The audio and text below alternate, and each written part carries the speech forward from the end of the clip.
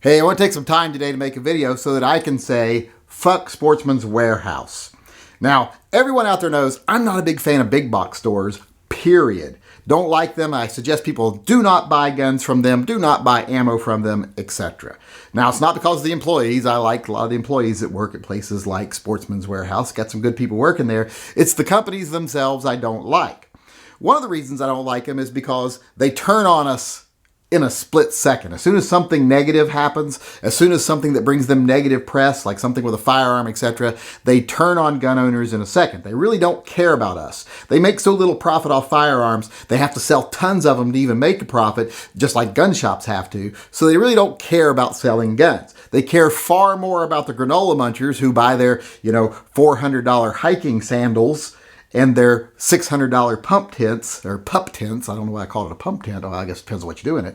But they care way more about them because every time they sell a pair of $400 sandals, they make $200 or $300 profit.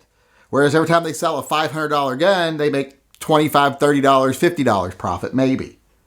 So they don't care about gun owners, so they never have our back when there's something bad happening. That's one reason I don't like them. But I also have another reason I don't like them, and a specific reason I'm saying fuck Sportsman's Warehouse today.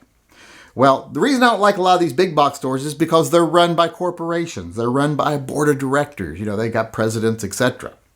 And they don't like to get involved in politics either when it comes to stuff that's pro-gun, something that might be bad publicity for them with those granola munchers I mentioned a few moments ago. So because of that, I think a lot of you are aware, here in the state of Oregon, the state of Washington, we are dealing with 1639. That is a really bad gun law that got passed here. Actually, it's a strew of really bad gun laws. And got passed recently, and we are trying to repeal it. We're trying to get an initiative on the ballot to repeal it. It's Initiative 1094. That's I-1094 in the state of Washington. Well, we're in the process of getting signatures and everything now, and that has been a whole debacle because the people who rolled it out had good intentions, but they didn't know what the fuck they were doing. So they did the sheets wrong that you sign. They didn't have the actual law visible on the front, which, by the way, 1639 didn't either, which is against state law, which they would throw ours out because we didn't have it visible on the front. But they allowed 1639 to get on the ballot, even though they broke all the rules. Not only did they not have the law visible on the front where you signed, on the backs of their clipboards, they had big signs that said no sales tax on food. And they'd hold that in your face while they said, would you sign our petition? And then you were signing petition about guns. So they did everything wrong. They still got theirs on. They'll throw ours out in a second if we do anything wrong. So we had to get new ballots and everything made. We got them ready now. Sporting Systems actually had a bunch of them printed off. We've got them there if you want to go in, sign it, etc. But I'm getting off track here. Like I said, we've got this initiative. We're trying to get enough signatures. We need 300,000 signatures to get it on the ballot. And then hopefully we can get it passed. But we go to Sportsman's Warehouse. We want to ask them if they'll gather signatures. No, we don't want involved in that. And not only do they not want to be involved in it, they have put a strict gag order on their employees.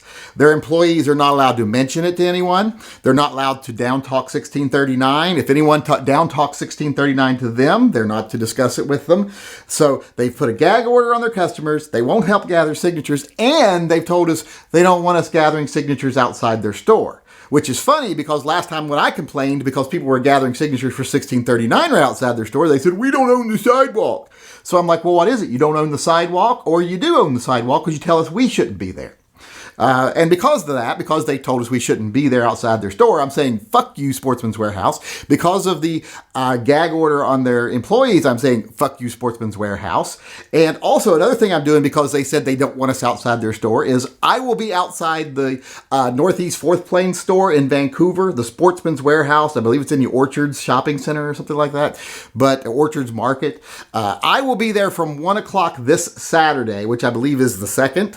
It's the same day the rally's going on in D.C. So since I can't be at the rally, I'll be standing outside the Sportsman's Warehouse from 1 o'clock in the afternoon until they make me leave or try to have me arrested, gathering signatures for 1094. So if you want to come on by and sign it, and you haven't had a chance to sign it, you haven't had a chance to make it Sporting Systems or one of the other places that has ballots, like Safe Fire, etc., come on down to the Sportsman's Warehouse on Saturday at 1 o'clock. I'll be there with the ballot that you can sign, or the initiative paperwork, whatever you want to call it. So just want to let everyone know I'll be doing that if you want to come on down on Saturday. And two, like I said, the main purpose was to say, fuck you, Sportsman's Warehouse.